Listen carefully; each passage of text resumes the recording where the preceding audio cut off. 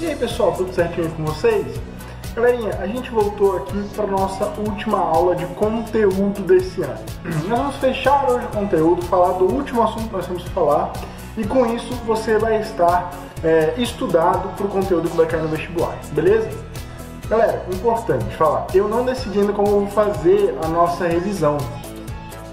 Eu pensei em fazer, na verdade o mais provável é que eu grave alguns vídeos e poste aqui no canal do YouTube. Eu não sei quantos vídeos eu vou fazer, não sei qual a frequência que eu vou conseguir postar, porque eu estou um pouquinho enrolado nesse final de ano.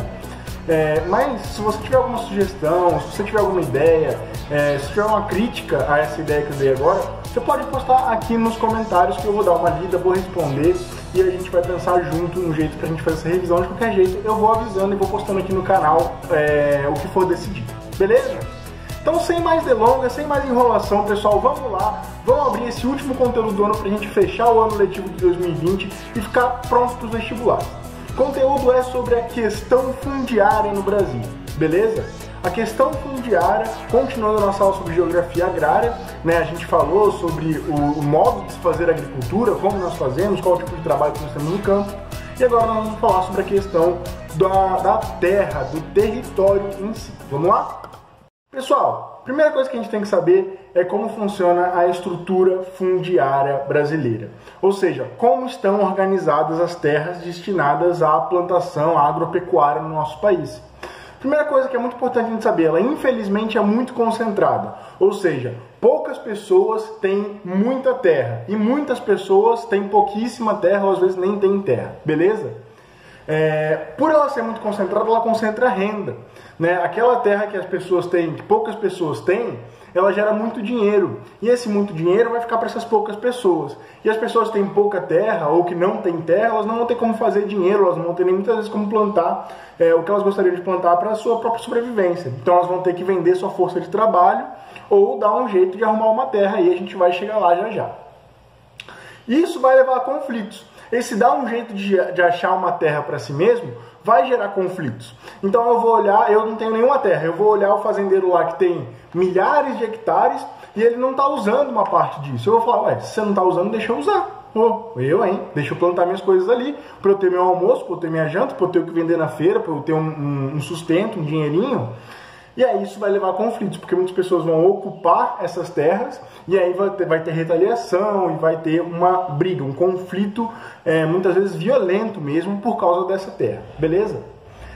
E o que a lei fala sobre isso? Pessoal, a Constituição de 1988, que é a Constituição vigente no nosso país, ela diz que toda terra tem que cumprir uma função social. Ela fala isso não só para o ambiente rural, mas também para o ambiente urbano.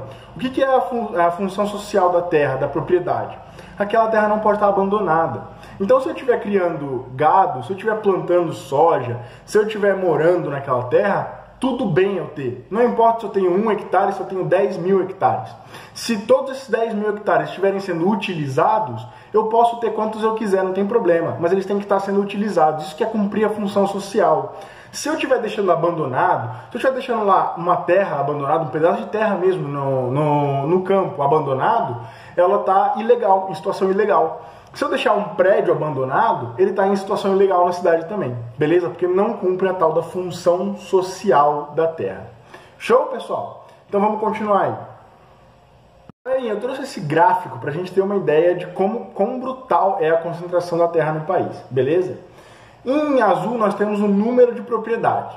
Em laranja aí, meio vermelho, meio, né, um tom meio estranho, mas o outro tom aí, meio avermelhado, é a área ocupada. Então nós temos aí muitas propriedades, quase metade das propriedades do país, quase 50% das propriedades, sendo pequenas, né? Sendo consideradas ali de pequenas, porque são menos de 10 hectares que elas ocupam, cada propriedade, beleza?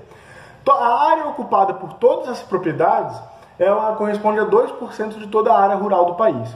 Ou seja, se eu ocupasse toda a área rural do país com pequenas propriedades, eu ainda teria cerca de 96% dessa área disponível, né? Porque todas as propriedades rurais do país, se fossem pequenas, até 10 hectares, elas ocupariam cerca de 4% do país. Veja como o nosso país tem terras, né? E aí eu quero passar direto para o outro lado, para o outro extremo, né? Vou ignorar um pouquinho o meio e vou passar para o outro extremo, que menos de 1% das propriedades no país ocupam quase metade de toda a terra. Ou seja, são poucas propriedades que ocupam muito espaço. Enquanto isso, tem pessoas que têm propriedades muito pequenas ou que nem têm propriedades para poder plantar, para poder sobreviver ou tirar seu sustento. Beleza? Aí que começa a ter o problema. Show, pessoal? Então vamos passar para o próximo slide para a gente falar um pouquinho mais a fundo sobre o que é a função social da terra. Lá vem o professor jogar um monte de coisa de lei pra gente. Eu não quero fazer direito, professor, eu não me interesso por isso. Eu imagino que muitas pessoas pensem isso, e eu concordo até. É um pouco chato a gente ficar falando e tal, fica um pouco pesado. Eu acho importante trazer esses dados, por outro lado, legais, para que a gente possa embasar quando a gente vai falar alguma coisa. Mesmo que a gente não goste de direito, não goste de ficar lendo sobre lei, essas coisas assim, quando a gente vai argumentar numa redação, quando a gente vai responder um exercício um pouco mais complexo sobre isso, a gente tem que saber o que a lei fala. Então você não precisa decorar o número da lei, o inciso, de qual artigo que é, né? Isso eu coloquei mais como curiosidade. Se você quiser jogar isso aí, essas informações no Google, você vai ver que eu não estou inventando a coisa aqui, foi por isso que eu coloquei. Mas é interessante a gente saber o que a lei do nosso país fala. Então a Constituição de 88 ela garante o direito à propriedade privada, então é uma Constituição capitalista, né? Não é uma Constituição socialista, porque no socialismo não existe a propriedade privada. Vocês já devem ter visto isso com o Michel. Então, talvez com a Thaís também, né, sobre o socialismo. Então, o socialismo não existe a propriedade privada. Portanto, como no Brasil existe a propriedade privada, a gente não pode falar que o Brasil é socialista ou que o Brasil foi socialista em algum momento, porque o Brasil sempre garantiu o direito à propriedade privada, beleza? Só que aí vem a parte chata das leis e tudo mais, mas como eu falei, pessoal, o nome, o número da lei só está aí para se você quiser pesquisar depois, você pode passar por isso. Que é o inciso 23 do artigo 5º. Se você quiser pesquisar lá isso para ver que eu não estou inventando, você pode ir lá. A gente fala, a propriedade atenderá à sua função social. Então, se a propriedade for uma propriedade urbana, um prédio residencial, a função social de um prédio residencial é que pessoas morem dentro dele. Né? Se num prédio residencial não tem pessoas morando, ele está lá em condição de abandono, deixado às traças, ele está ilegal, porque ele não está cumprindo a sua função social. Uma propriedade rural ela tem a função social de plantar ou de criar gado ali. Se eu não estou criando gado, não estou plantando, aquela terra só está ali abandonada, sem fazer nada nela, ela está indo contra a Constituição Federal, ou seja, ela está fora da lei, beleza? Então você vai ter a ocupação, a produtividade e as condições de trabalho dentro dessa questão da função social. Importante essa questão da condição de trabalho, pessoal. Se eu tenho uma propriedade que produz, que eu planto lá cana-de-açúcar, por exemplo, então ela está produtiva, beleza? Eu moro nessa propriedade, então ela está ocupada. Nossa, então ela está cumprindo a função social. Só que eu tenho um trabalho escravo, um trabalho análogo à escravidão nessa propriedade, ela não cumpre a sua função social. Porque a função social da terra é gerar emprego também. E se eu estou usando trabalho escravo ali, eu não só estou infringindo a lei, né, usando trabalho escravo, que é contra a lei, mas eu não estou gerando emprego naquela terra. Então isso também vai contra a função social dela, beleza? Quando você fala que a terra tem que ter uma função social e o que não cumprir esse requisito está contra a lei, você abre uma possibilidade para a reforma agrária. Beleza, pessoal? O que é a reforma agrária? Então, vamos lá para o próximo slide ver o que é a reforma agrária em si. Quando você fala que você vai reformar a sua casa, não é só tampar um buraco na parede, né? Isso é um pequeno conserto, um pequeno reparo, beleza? Quando você fala que vai reformar a sua casa, quer dizer que você vai fazer uma mudança muito significativa na sua casa. Então, talvez você vai erguer uma nova parede ou derrubar uma parede existente. Você vai construir um novo cômodo. Isso é uma reforma. É algo mais estrutural, algo mais profundo.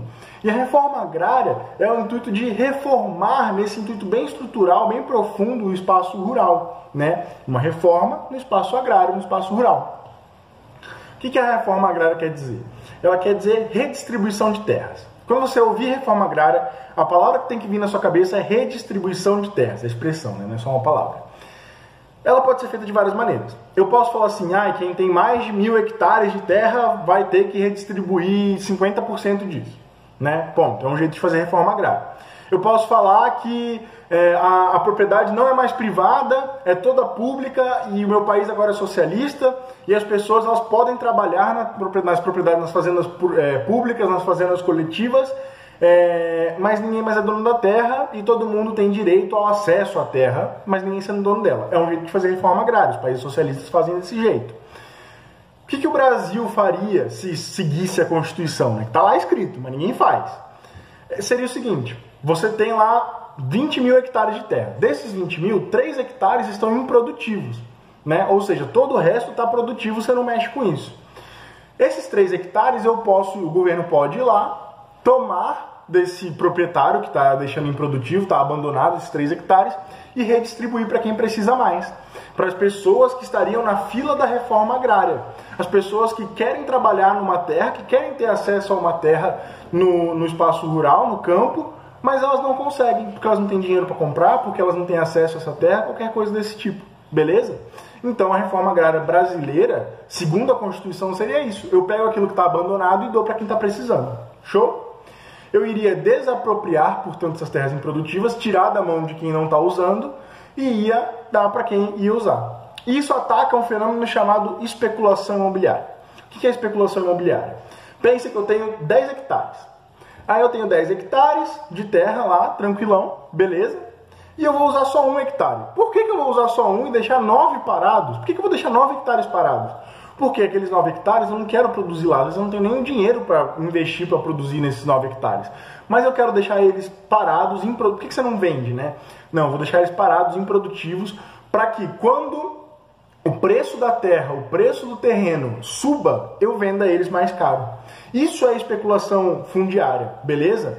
Quando a gente fala disso na cidade, a gente fala de especulação imobiliária. Quando eu deixo uma casa, um apartamento, um prédio inteiro, às vezes abandonado, para que quando o valor dos prédios, dos apartamentos na cidade aumente, em geral, eu vendo aquela minha propriedade por um preço muito mais alto. E eu ganho muito dinheiro nesse processo. Beleza? É por isso que as pessoas deixam terras abandonadas. É por isso que em São Paulo tem casas abandonadas, à torta e à direita. É por isso que quando você vai para o campo, você vê um monte de terra que não está produzindo nada, mas tem uma cerca em volta, tem um dono, mas está abandonado. Beleza? Isso tudo deveria ser alvo da reforma agrária no espaço agrário e de uma reforma urbana no espaço urbano, mas não é isso que acontece, infelizmente. Beleza? Pessoal, agora eu queria pegar uma pequena máquina do tempo, voltar lá para o início do Brasil, para a colonização, para o Brasil colônia, para a gente falar um pouquinho sobre o histórico dessa concentração, dessa estrutura fundiária. Como que a estrutura fundiária brasileira chegou onde ela está hoje, né? Foi assim? Alguém instalou os dedos e falou, a terra vai ser muito concentrada e as pessoas, vai ter muita gente rica e muita gente passando fome porque eu quero. Não foi bem assim. Foi um processo histórico construído por mais de 500 anos, até chegar no Brasil atual, que nós temos a imagem que nós estamos observando, que eu estou aqui contando para vocês. Então lá no Brasil Colônia, pessoal, a gente tinha as tais das sesmarias, que eram concessões de terras da coroa portuguesa para pessoas brancos de puro sangue, ou seja, não adianta nada você ter o que a gente chama de fenótipo na biologia, né? Branco, ou seja, você ter a pele branca mesmo, mas você ter pessoas indígenas ou negros na sua família, qualquer coisa do tipo. Até mesmo judeus na família era considerado um sangue impuro. Então a pessoa tinha que ser branca, de puro sangue e católica, beleza? Então basicamente a família inteira tinha que ter sido católica e a pessoa ser católica também, né? Seriam os tais dos homens bons considerados, beleza? Quando eu falo pessoas, tá, pessoal? Nessa época a gente está falando de homens. As mulheres não tinham esse direito de propriedade e tudo mais. Então lá no Brasil colônia nós tínhamos as Sesmarias. E depois, pessoal, conforme as coisas foram avançando, em 1850 o Brasil fez sua lei de terras. O Brasil produziu lá, escreveu sua lei de terras. E a lei de terras brasileira foi de 1850, a gente já falou sobre isso, tem um vídeo no canal lá para trás sobre isso. E ela falou o seguinte, as terras que não tinham ainda donos, ou seja, as terras que estavam ali, não abandonadas, mas não tinham sido ainda cercadas por alguém. Até 1850 eu podia chegar, botar uma cerca em volta e falar, essa terra é minha e acabou. E não pagar ninguém para isso, afinal de contas ela não tinha dono, beleza? A partir de 1850 essas terras passavam a ser consideradas terras do Estado, ok? Então o que acontece? Quando eu ia, não era mais eu só chegar, cercar essa terra e é minha e acabou. Não, eu tinha que comprar ela do Estado, eu tinha que comprar ela do governo. Então eu tinha que pagar uma quantia para ter acesso àquela terra. Por que isso isso aumentou a concentração de terra no Brasil? Por quê? Negros alforriados. Mais tarde, depois com a abolição da escravidão, os negros livres dessa vez. Indígenas e imigrantes não tinham dinheiro suficiente, essas pessoas eram todas pessoas pobres, elas não tinham dinheiro para comprar as terras. Quem tinha dinheiro para comprar essas terras eram os mesmos fazendeiros que já eram super ricos, que já vinham lá brancos, de puro sangue, católicos, homens bons, de antigamente, desde o Brasil colônia. Essas mesmas pessoas eram as que iam ter dinheiro para comprar as terras com a lei de terras agora, beleza? Então acabou que a lei de terras ajudou para que a concentração fundiária fosse ainda maior e não mudasse no Brasil, a partir de 1850, beleza? Continuando aí o histórico da estrutura fundiária brasileira, mas já chegando no Brasil República, nós temos em 1929 a crise de 29. Na verdade, a gente não falou sobre isso, vocês viram com o Bruno isso no semestre passado, no final do semestre passado, que na Revolução de 30, quando Vargas chega ao poder, para tentar driblar a crise de 29, ele começa a industrializar mais o país. Industrializando mais o país, as pessoas saíram do campo e foram cada vez mais para as cidades trabalhar nas indústrias, beleza? Mais tarde, a gente também vê que o Vargas, né, ele fez a CLT, né, os direitos trabalhistas, só que somente para trabalhadores urbanos, não para trabalhadores rurais, beleza? A CLT do campo, ela só vai sair em 1963, sob o nome de Estatuto do Trabalhador Rural, que é a divulgação ali, a compilação dos direitos trabalhistas das pessoas que trabalham no campo, beleza? Das pessoas que trabalham no ambiente rural. E aí, pessoal, nós vamos ter em 64 o golpe militar, que ele vai trazer algumas coisas importantes pra gente. Os conflitos eram muito frequentes, já antes de 64, tá, pessoal? Conflitos entre pessoas que queriam ter terra e as pessoas que tinham terra, os fazendeiros e os sem terra, né? Então os conflitos eram muito frequentes. Com a ditadura militar, eles começaram a ficar cada vez mais violentos ainda, beleza? A ditadura militar começou a reprimir muito forte. Só que percebendo que esses conflitos estavam começando a ficar muito frequentes, muito violentos, a ditadura militar começou a tomar algumas medidas paliativas. Então eu puxo um pouquinho dali, eu mordo aqui, assopro ali, mas não nada que fosse resolver o problema de verdade. Mas sabe quando a pessoa está com uma dor de cabeça, em vez de levar ela no médico, você dá um analgésico, aí ela passa o efeito do analgésico, volta a dor de cabeça, aí toma outro. E aí quando a pessoa vai no médico, ela está com um tumor no cérebro. Ah não, tudo bem, continua tomando um remédio, uma Neosaldina. É meio que isso que a ditadura militar fez. Ela levou uma ocupação maior para o centro-oeste e para o norte, né, várias obras nesse sentido, a Transamazônica no norte, por exemplo, tentando aumentar a quantidade de terras também disponíveis para que, com mais terras disponíveis, os conflitos vão acabar, né? Só que com mais terras disponíveis, quem que ia ter acesso a essas terras? Os mais ricos, como sempre, beleza? O problema ia continuar o mesmo. E ainda na época da ditadura militar, chegou ao Brasil o fenômeno da mecanização. Ou seja, aquelas pessoas que não tinham terra, mas trabalhavam numa lavoura, trabalhavam numa fazenda, acabaram sendo expulsas muitas vezes para que um trator, para que uma máquina fizesse seu trabalho. Então o problema aumentou mais ainda, beleza? E os danos ambientais começaram a ficar cada vez maiores, porque junto com a mecanização vieram agrotóxicos mais potentes, fertilizantes mais prejudiciais e tudo isso, beleza? E como é que está hoje esse panorama? Hoje, pessoal, nós temos medidas de distribuição de terra, mas que não são reforma agrária, são os chamados assentamentos. Ou seja, fica aí no assentamento, querido, que a gente já resolve a sua situação, tá? Mas vai se virando aí. Não, a terra não é sua, você não tem direito nenhum sobre a terra, é um assentamento. Mas você vai se virando aí e qualquer dia a gente resolve o seu problema. É meio que isso que o governo faz hoje. E hoje, eu falo, já faz muito tempo, desde o final da ditadura militar, tá, pessoal? Nós temos constantes conflitos e até mesmo mortes por causa disso, de militantes da causa do sem terra, de militantes contra a concentração fundiária. Nós temos o Chico Mendes em 98 e a Dorothy Stang em 2005, que são dois casos muito importantes, beleza? E nós temos uma desigualdade muito grande de investimentos, beleza? Pessoal, eu vou passar dois gráficos aqui para a gente ver essa desigualdade de investimentos, que vai ser melhor ver do que eu só ficar falando. Vamos lá? Pessoal, os dois gráficos devem estar aparecendo aqui agora na sua tela. E é o seguinte, o investimento no estado de São Paulo em 2015, tá, pessoal? Esses dados são de 2015. Em azul nós temos o investimento feito pelo agronegócio, ou no agronegócio, e em verde o investimento feito na agricultura de vulneráveis, ou seja, aquelas pessoas que dependem da agricultura para comer, para almoçar, para jantar, para tomar café da manhã, o excedente eles acabam vendendo para ter um dinheirinho na conta do banco, para poder comprar uma coisa ali, reformar a casa, comprar uma coisa ali, um tratorzinho, qualquer coisa do tipo. As pessoas que dependem de verdade da agricultura. O agronegócio teve um investimento de 807 milhões de reais, beleza? No ano 2015. Quase R$ 1 bilhão no agronegócio só em São Paulo. E a agricultura de vulneráveis? 88,8 milhões. 10 vezes menos, quase 10 vezes menos. Beleza, pessoal?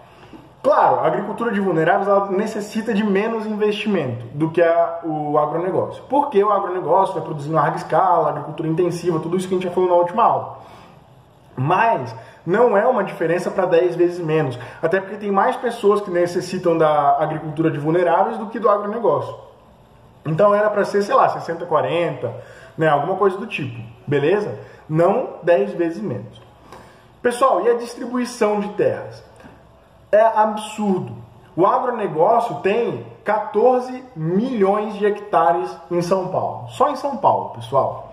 14 milhões de hectares aproximadamente ali, beleza? E a agricultura familiar, 2 milhões e meio. 2 milhões e meio só para a agricultura familiar. Muito pouco, muito pouco. A agricultura familiar são famílias, como o nome já diz, que dependem dessa agricultura para sobreviver, para botar comida na mesa. O agronegócio vende soja, vende cana para o mundo inteiro para ganhar dinheiro, para ficar ainda mais rico. Estou falando que tem que acabar o agronegócio, não é isso. Estou falando que a agricultura familiar merece mais terras e merece mais atenção também. Mais investimentos, mais atenção, para que esse problema seja superado, para que as pessoas não passem mais fome, beleza? Pessoal, para terminar eu queria falar um pouquinho sobre os movimentos sociais do campo. O que são os movimentos sociais do campo? Eu falei aqui a aula inteira, me esgoelei sobre as pessoas que passam fome, as pessoas que não têm terra ou se tem é muito pouco, que não conseguem sobreviver ali, tem que vender sua força de trabalho, muitas vezes elas nem conseguem vender sua força de trabalho, porque o campo está mecanizado, enfim. Fiquei falando sobre tudo isso. E vocês acham que as pessoas, eu não consegui uma terra, putz, que chato, né? Acho que eu vou juntar minha família aqui, a gente vai morrer de fome hoje. Pô, tá chatão aqui, hein? Vou passar fome. Não, essas pessoas elas se organizam em movimentos sociais no campo. Então esses movimentos vão ser movimentos que vão reunir trabalhadores rurais com o objetivo de obter terras, de obter um meio de sustento, beleza? As principais bandeiras vão ser a reforma agrária, né, para que as pessoas tenham acesso a essa terra, a luta contra a modernização no campo, ou seja, vamos botar menos máquina no campo para que as pessoas possam ter emprego no campo, para que as pessoas não passem necessidade, não fiquem desempregadas porque uma máquina está fazendo o trabalho que ela fazia agora, beleza? E condições mais justas de trabalho, ou seja, eu não só quero meu emprego de volta, como eu quero receber um salário adequado, como eu quero não ser explorado, como eu quero receber horas extras e tudo mais, beleza? Então, condições justas de trabalho também. Essas organizações no Brasil elas vão começar na década de 40 com as chamadas ligas camponesas, beleza? E a gente vai ver elas agora daqui a pouquinho. O movimento dos trabalhadores rurais sem terra, que é o famoso e polêmico MST que nós temos no Brasil hoje, ele vai surgir na década de 80, beleza? No finalzinho da ditadura militar. E aí nós vamos ter, pessoal, alguns problemas com isso. Porque quando a gente fala de MST, principalmente hoje, tanto de MST no ambiente rural, quanto de MTST no ambiente urbano, mas vamos focar no MST porque essa é uma aula de geografia agrária. Nós vamos ter muita polêmica, tem muita gente que odeia o MST e nem sabe o que é MST muitas vezes, viu? Então tem muita polêmica, tem muita desinformação e tem muito uso político, tá, pessoal? Dessas organizações, desses nomes MST, beleza? Então vamos lá falar um pouquinho sobre as ligas camponesas antes de falar do MST em si. Começar pelas ligas camponesas, que foram o primeiro movimento social do campo brasileiro. Pessoal, as ligas camponesas elas vão oficialmente existir a partir do ano de 1945. 1945, você deve se lembrar, é o ano em que acaba a ditadura de Getúlio Vargas, acaba a ditadura do Estado Novo. Entra o Eurico Dutra para ser o presidente da República, instalando uma democracia no país. As ligas camponesas, pessoal, elas vão ser ligadas a um partido político, em específico, que é o PCB. Não sei se vocês lembram do PCB, ou popularmente conhecido como o Partidão. O PCB é o Partido Comunista Brasileiro, é diferente do PCdoB, que é o Partido Comunista do Brasil, tá? Que é o partido da Manuela Dávila e tudo mais. O PCB, pessoal, é o Partido Comunista Brasileiro, que ele seguia a mesma linha do Partido Comunista Chinês, do Partido Comunista Soviético, de todos os partidos comunistas do mundo. Nessa época, eles eram comandados por Moscou, pela Rússia, beleza? Então, quem mandava no PCB não eram os brasileiros, era a Rússia, era Moscou, era a União Soviética, beleza? Mas essas ligas camponesas elas eram ligadas ao PCB. E elas tinham a ideia, pessoal, de buscar a reforma agrária, de buscar condições justas de trabalho, de buscar terras para todos, mas como elas eram ligadas ao PCB, elas também eram um braço de luta contra o capitalismo, um braço de luta socialista no Brasil, beleza? Essas ligas. Elas alcançaram quase todo o território nacional ali mais ou menos na década de 50, então entre 5 e 10 anos ali que elas tinham sido criadas oficialmente, elas alcançaram o território nacional inteiro, o Brasil inteiro praticamente. E com o golpe militar de 64, elas foram postas na ilegalidade, perseguidas, muitas lideranças foram perseguidas, muitas lideranças foram assassinadas, outras tiveram que deixar o país, lideranças dessas ligas e também, por consequente, lideranças do Partido Comunista Brasileiro também foram perseguidas, assassinados, presos, torturados ou expulsos do país também, beleza? Então, pessoal, para acabar a polêmica, para não deixar essa foice e martelo muito tempo aí, para ninguém vir aqui no meu vídeo me chamar de comunista, essas coisas assim, vamos passar para falar do MST. Bem que falar do MST no Brasil também é ser chamado de comunista, né, pessoal? Fazer o quê? Eu tenho que dar aula, eu tenho que explicar. Pessoal, você até pode falar que as ligas camponesas é coisa de comunista e de socialista, porque elas eram realmente um braço do PCB.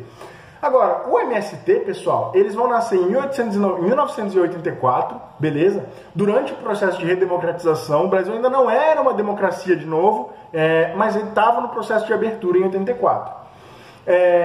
As bandeiras dele vão ser a reforma agrária, a luta pela terra e a transformação social através da luta pela terra, através da reforma agrária.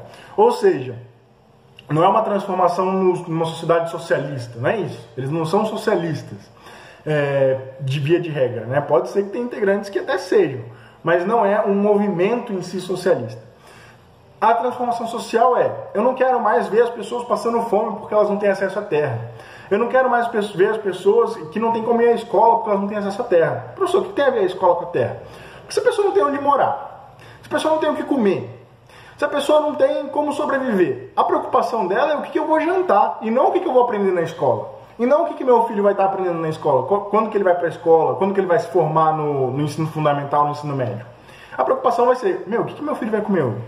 Então, barra sim o acesso à educação, barra sim o acesso até mesmo à dignidade na visão do MST, beleza?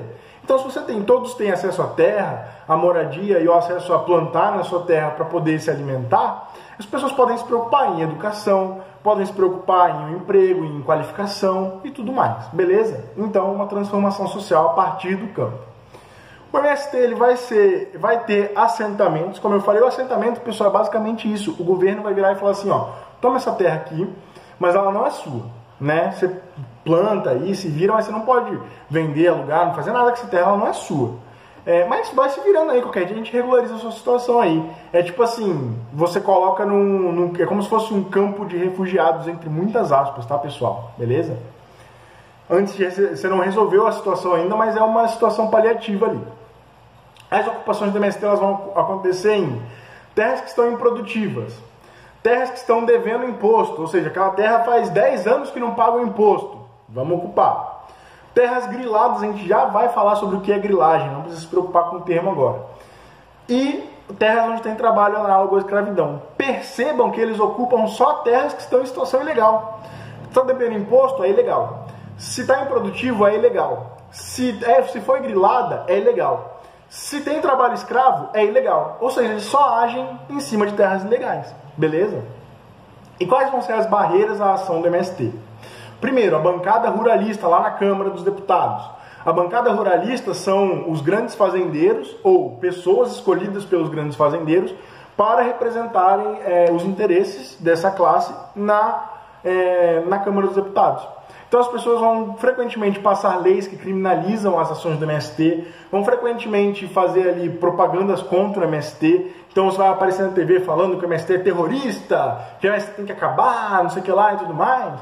São essas pessoas, beleza? E a repressão violenta dos fazendeiros. Por quê? O fazendeiro que teve a sua terra ali ocupada pelo MST, ele estava usando aquela terra para especulação imobiliária, por exemplo. Beleza? Que a gente já falou, especulação fundiária, que a gente já falou agora há pouco. Ele não vai ficar só de braço cruzado. Ele vai pegar uma arma, ele vai contratar uma galera, vai dar arma para essa galera e vai falar, meu, eu quero que vocês acabem com essa ocupação. Entra lá, toca o terror, mata quem tiver que matar, queima o que tiver que queimar, e eu só quero que vocês acabem com essa ocupação aí. Então essa repressão muito violenta dos fazendeiros vai ser muito comum também, beleza, pessoal? Então muito cuidado quando vocês ouvirem falar de MST e tudo mais, pessoal. Cuidado com as fake news, com as desinformações que tem hoje em dia, são muito fortes, infelizmente, beleza? Isso aqui é o MST, desmistificando o MST, beleza? Pessoal, para fechar, eu queria explicar para vocês esse termo que eu usei de grilagem de terras. O que é a grilagem de terras? Basicamente, é a falsificação de documentos para se obter acesso a uma terra. Então vamos supor que uma área de proteção lá na Amazônia, de proteção ambiental, ela obviamente não tem dono, é uma área de proteção ambiental, mas eu quero aquela terra para mim. Eu quero plantar soja lá. O que eu vou fazer? Vou embora só porque não pode? Não, que isso, não pode, mas eu vou fazer, que isso. Então eu vou desmatar e eu vou produzir um documento falso que fale a terra tal, em tal lugar, pertence ao Diego Taketsugu. E vou falsificar uma assinatura lá. E aí quando alguém vier cobrar, falar, essa terra aí, você não pode estar plantando aí, eu vou falar, não, eu posso sim, tá aqui o documento, ó, essa terra é minha. Isso aqui é grilar. Grilar é falsificar os documentos para se apropriar de uma terra que não é sua, que muitas vezes nem era para ser ocupada. Quem vai praticar grilagem vai se chamar de grileiros, né? Essas pessoas que vão falsificar esses documentos. E antigamente, pessoal, até hoje ainda se faz isso, mas essas grilagens elas têm esse nome por quê? Você pega esses documentos e coloca numa caixa fechada com vários grilos, o bicho mesmo, grilo, sabe? As fezes desse bicho, do grilo, elas vão soltar uma substância que vai deixar o papel amarelado, como se ele fosse velho, vai parecer com aspecto de papel envelhecido. Então quando você apresentar aquele documento com aquele amarelado, aquele documento com cara de envelhecido, ele vai parecer um documento antigo e verídico, né? Vai passar uma sensação de que ele é real mesmo e não de que ele é falsificado, de que ele é produzido. Porque você vai pegar lá um documento que está datado de 100 anos, de 50 anos atrás, 100 não, né? Mas de 50, de 30 anos atrás, e o documento está numa folha branquinha, novinha, ninguém vai acreditar nisso. Então você apresenta numa folha toda amarelada, meio rasgada, meio envelhecida, para que as pessoas acreditem, beleza? Pessoal, atualmente 100 milhões de hectares no Brasil estão sob a suspeita de serem grilados, de serem terras griladas. Sob a suspeita quer dizer, não tem confirmação, então pode ser que uma parte não seja, mas uma boa parte deve ser mesmo grilado, beleza? Então 100 milhões de hectares de terra roubada, essa que é a palavra, show? Em 1979, pessoal, em 1979, o Brasil promulgou a Lei Lerman. A Lei Lerman, ela pune a grilagem, ela transforma a grilagem, reconhece a grilagem como um crime e prevê uma punição de prisão e multa, beleza? Para quem praticar essa grilagem, tanto para quem falsificar o documento, quanto para quem se beneficiar disso, quem ganhar a terra no caso. Em 2017, pessoal, isso é muito triste na verdade, beleza? Tentaram passar, o Congresso tentou passar a MP da grilagem. A MP da grilagem era uma medida provisória que regularizava a ocupação de terras ilegais na Amazônia. Ou seja, eu grilei lá a minha terra, eu estou numa situação ilegal, eu deveria ser preso por isso, mas o governo tentou passar uma medida provisória que falasse assim, você grilou, você roubou a terra? Tudo bem, deixa pra lá, querido, fica aí, que besteira ficar se preocupando por causa disso, tá de boa, vai, fica com a terra aí pra você. O governo tentou fazer isso. O que acontece é o seguinte, quando essa MP foi passando, né, e foi para ser validada, o Supremo Tribunal Federal pegou, estudou essa MP e aí os ministros do Supremo lá, os juízes do Supremo, falaram, mas isso aqui vai contra a Constituição, isso aqui não pode acontecer. Isso é ilegal, essa medida provisória é ilegal, ela é contra a Constituição, ela é inconstitucional. E o STF barrou essa proposta porque ela foi considerada inconstitucional, ou seja, A própria medida provisória que o governo queria passar era uma medida provisória que ia contra a lei. Pois é, pessoal. Galerinha, a aula de hoje foi isso, beleza? Eu acho que eu terminei num tom meio pessimista aí, mas enfim, acontece. Eu trouxe 2 exercíciozinhos pra gente treinar o assunto, ficar craque sobre a questão fundiária no Brasil. No mais, é isso, pessoal. Até mais. Qualquer dúvida, deixa aqui nos comentários, manda no Facebook, dá seu jeito, a gente vai conversando, a gente vai tirando suas dúvidas, beleza? Eu desejo para vocês um ótimo estudo, né? A gente se vê aí na revisão, mais para frente no ano que vem, quando tiverem chegando as provas, a gente vai se ver numa nova revisão antes das provas também, para a gente aquecer os motores. Fica tranquilo e é nóis, beleza? Vai estudando no seu tempo, na paz, e a gente se vê por aí. Tchau, tchau, pessoal. Bons estudos!